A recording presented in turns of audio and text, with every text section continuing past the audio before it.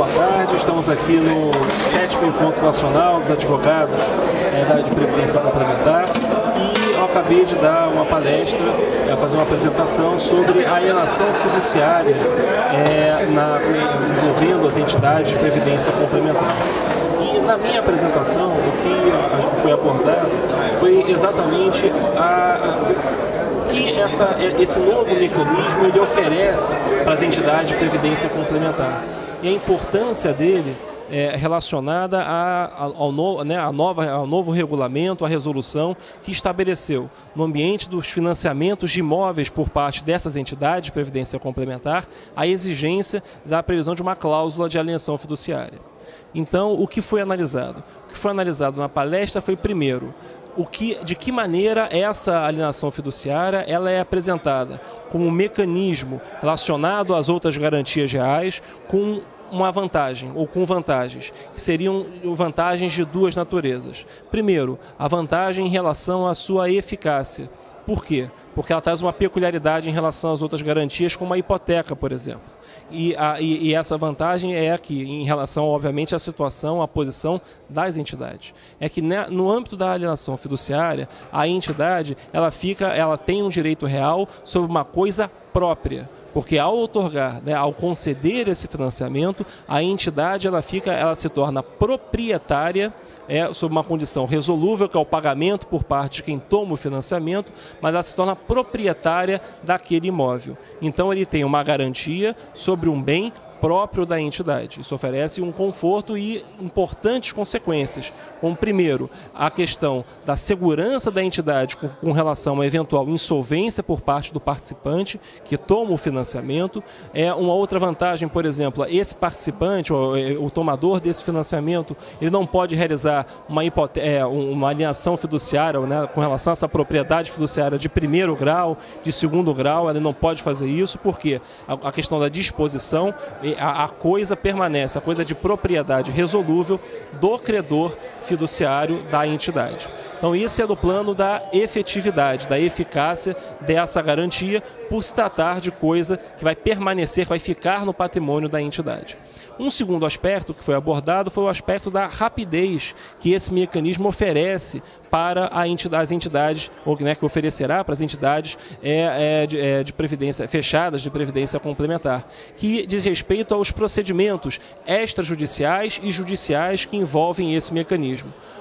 No que se refere aos procedimentos extrajudiciais, você tem uma série de procedimentos previstos na Lei da Alienação Fiduciária, na Lei 9514 de 1997, que estabelece primeiro, em caso de mora, em caso de atraso no pagamento por parte de quem toma o financiamento, a possibilidade da entidade fazer valer a sua garantia no plano extrajudicial e reaver esse bem para recompor a sua carteira. Então, quer dizer, se vê diante de uma situação de mora, ela vai notificar via, observado o prazo de carência do contrato, vai efetivar a notificação do participante, se valendo do oficial do registro de imóveis competente. Essa notificação tem que ser pessoal ou de representante legal, isso tem que ser muito bem observado, sob pena de nulidade todo o procedimento extrajudicial. Mas, uma vez notificado, esse participante vai ter 15 dias para efetivar o pagamento, e, sendo pago, o financiamento permanece incólume e permanece em vigor. Caso o pagamento não seja efetivado, e aí você você vai abrir a possibilidade de outras medidas. O que decorre disso? O oficial do Registro Geral de Imóveis vai certificar esse fato de que efetivamente não houve o pagamento, não houve a purga da mora no prazo cabível.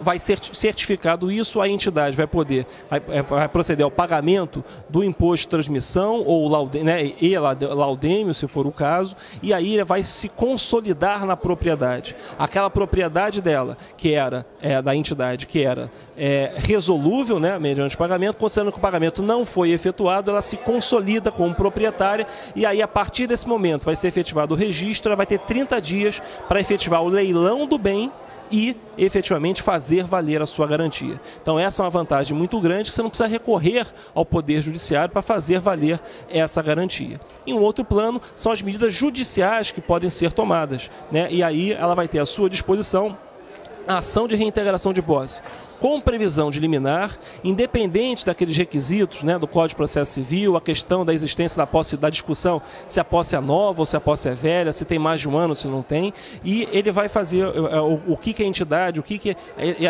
a entidade financiadora vai poder fazer. Ela vai ter a prova de que a propriedade se consolidou para ela, né, que houve a consolidação dessa propriedade, com a certidão do RGI competente, e com essa prova, por força de disposição de lei, por disposição legal, ela vai poder entrar com essa ação e vai ter direito à obtenção da liminar para reintegração de posse. Reintegrada na posse, né, ela vai, uma vez mais, alienar esse imóvel e reaver, eventualmente, as parcelas inadimplidas.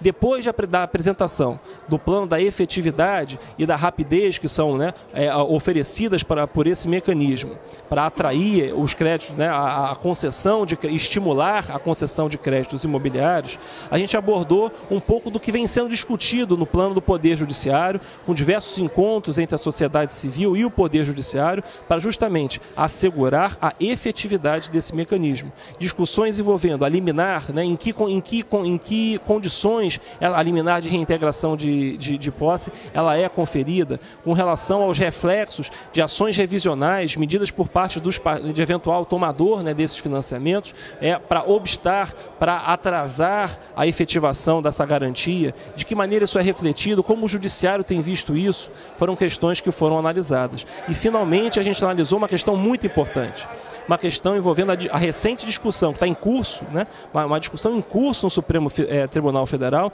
em relação à constitucionalidade da chamada execução extrajudicial. O que está se discutindo lá é a constitucionalidade do Decreto-Lei 70, do procedimento extrajudicial previsto nesse Decreto-Lei 70. Mas, considerando as similitudes, né, e os reflexos desse procedimento, de um procedimento em relação ao outro, né, que eu estou falando da alienação fiduciária, o risco que se tem de contaminação desse que pode ser, ou dessa que é, uma das grandes vantagens oferecidas pelo mecanismo da alienação fiduciária. Então, essas questões a gente abordou, sintetizei aqui rapidamente o que foi, né, o Instituto, o que ele vem sendo oferecido e essas discussões que foram bastante estimulantes e que ensejaram diversas perguntas. Muito obrigado.